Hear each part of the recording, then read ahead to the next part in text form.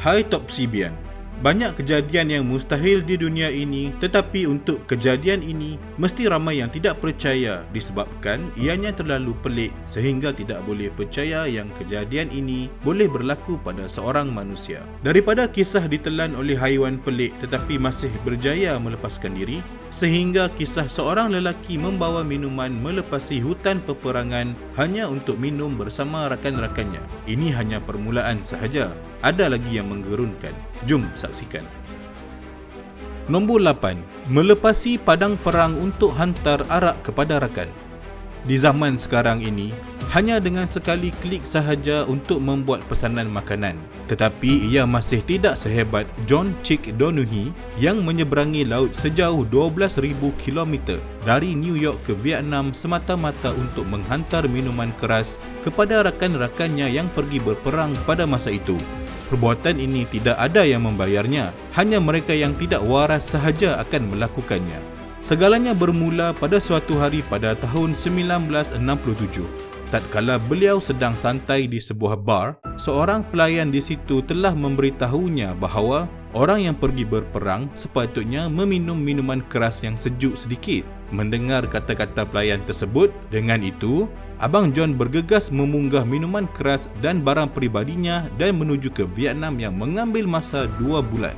Perjalanan tersebut semestinya tidak mudah disebabkan askar-askar Vietnam beranggapan bahawa John adalah seorang pengintip. Namun begitu, beliau tetap mencari jalan untuk melepasi peluru-peluru tersebut sehingga akhirnya berjaya menemui rakannya itu. Rakan-rakannya terkedu tatkala melihat beliau dan menanyakan bagaimana John boleh berada di sini. Mereka pun akhirnya menikmati minuman keras yang dibawa itu dengan senang di tengah peperangan itu. Di hari ini, kumpulan yang pernah berkumpul di pertengahan peperangan telah pun menjadi atuk-atuk yang sentiasa gembira dan bahagia. Mereka masih berkumpul untuk menikmati minuman keras sambil mengimbau kenangan lama. Apabila melihat telatah mereka, terpancar riak kegembiraan di wajah mereka. Nombor 7. Ditelan ikan paus.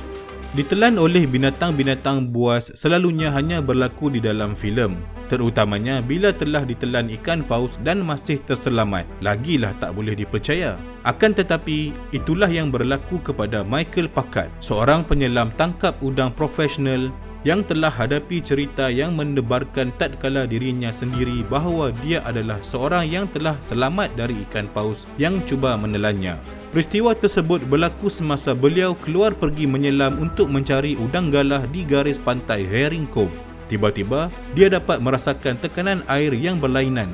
Kawasan sekelilingnya menjadi gelap dan otot-otot badannya menjadi tegang. Pada masa itu, degupan jantung beliau sangat laju kerana beranggapan bahawa ikan jerung yang telah menelannya matilah.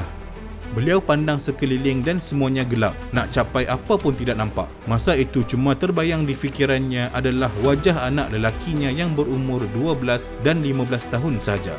Mungkin Tuhan telah mendengar suaranya berdoa kerana dalam masa 40 saat kemudian, Michael dapat merasakan ada sinaran memancar ke mukanya dan merasakan dirinya dicampak keluar di udara sebelum terjatuh ke dalam air dengan kuat.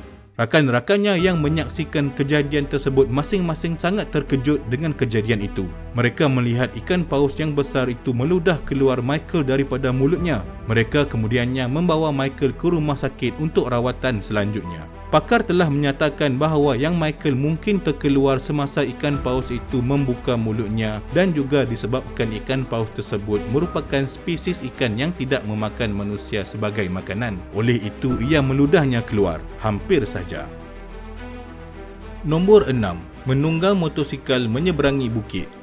Menunggang motosikal untuk menyeberangi bukit mungkin kedengaran seperti biasa, tetapi benda yang ingin dinyatakan di sini ialah menunggang motosikal dengan bahaya sambil menyeberangi bukit. Eve Noel, yang sering menunjukkan banyak aksi beraninya seperti menunggang motosikal melompat melintasi kereta, ataupun melompat melintasi bangunan serta pernah mengalami patah tulang sebanyak 40 hingga 50 bahagian. Tetapi ini adalah hal kecil dan beliau masih ingin mencabar keberaniannya dengan meminta untuk membuat aksi melintasi curam di Grand Canyon. Akan tetapi, beliau bernasib malang apabila kaki tangan di situ tidak mengizinkannya disebabkan peraturan di situ untuk menjaga keadaan taman dengan baik supaya tidak terjejas. Walaupun begitu, dia masih tidak mengalah.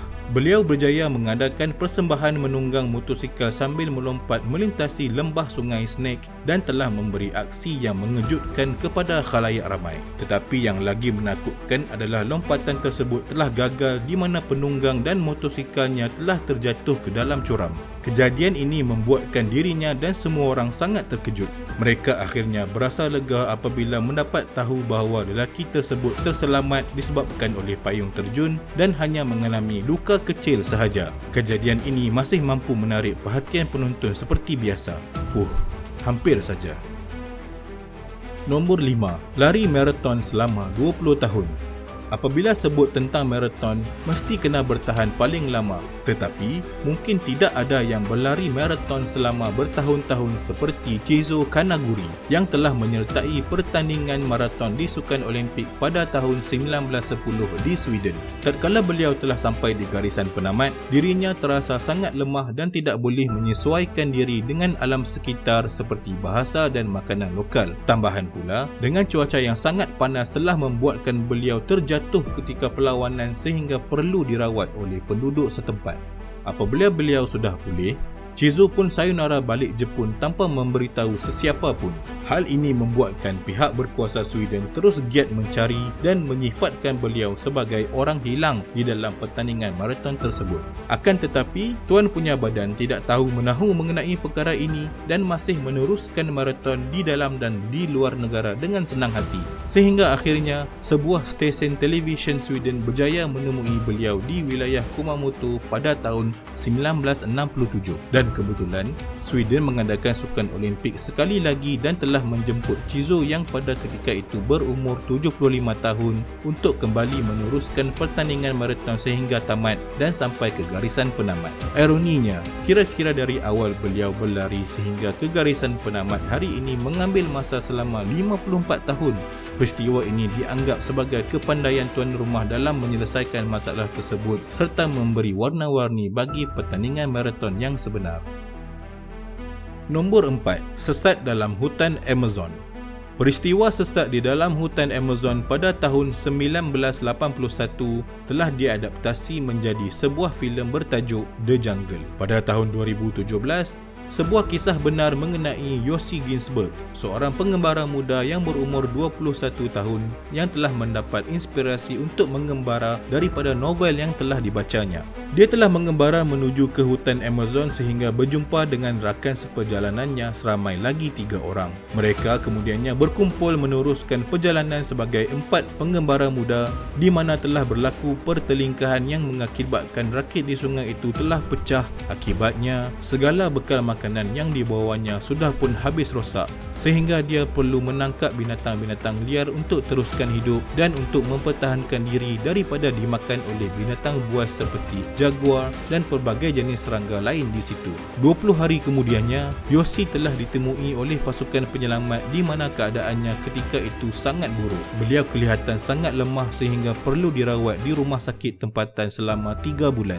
Dan benda yang Yossi masih lagi bercakap sehingga ke hari ini ialah semasa dia sesat di dalam hutan itu, dia telah bertemu seorang wanita yang mendampinginya, tetapi wanita tersebut akan menghilangkan dirinya secara tiba-tiba tanpa memberitahu dirinya. Kalau sudah rindu seperti ini, boleh dikatakan sesat di dalam hutan masih boleh mencari jalan keluar, tetapi sesat di dalam hati awak ini hendak buat macam mana?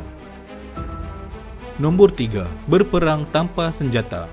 Apabila bercakap tentang peperangan, ramai orang akan berfikir tentang senjata di sana dan di sini.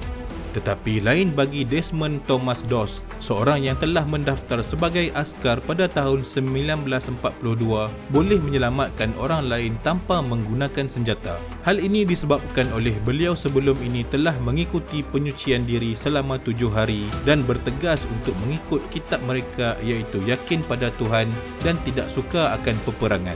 Beliau tidak suka menyakiti orang lain dan menolak untuk menggunakan pistol masa berlatih, serta berniat untuk pergi berperang kali ini akan lebih kepada untuk menyelamatkan nyawa manusia. Perbuatan Desmond itu membuatkan rakan-rakannya sering menganggap beliau seorang pengecut. Setiap kali berdoa, beliau pasti akan dipermainkan oleh rakan-rakannya. Semasa pergi berperang di Okinawa, negara Jepun pada tahun 1945, beliau yakin untuk tidak membawa senjata dan kemudian semasa peperangan di puncak Bukit Hacksaw, beliau telah membantu askar yang cedera seramai 75 orang. Desmond sentiasa bersama dengan orang yang cedera meskipun pasukannya telah berundur disebabkan serangan yang kuat. Di setiap titisan akan ada orang yang cedera turun dari bukit. Beliau akan berdoa kepada Tuhan untuk menolong dan semestinya ia berjaya menjadikan beliau pahlawan yang berjaya.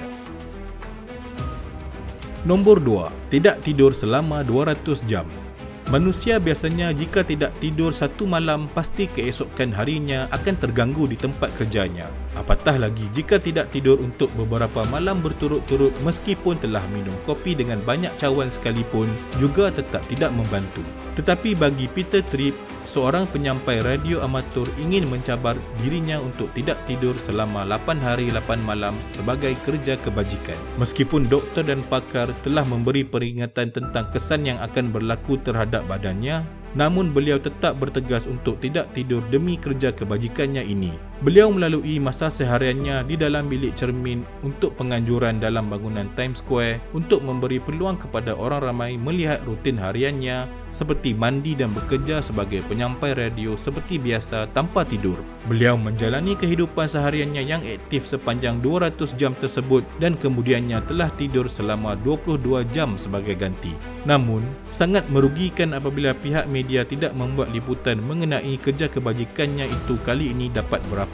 Tetapi apa yang pasti, doktor dan pakar telah pun mengatakan untuk tidak sama sekali meniru aksi tersebut kerana ianya akan menjejaskan kesihatan. Tambahan pula, jika tertidur pada waktu kerja, berkemungkinan akan mendapat kertas putih di atas meja daripada majikan. Kita sudah bagi amaran.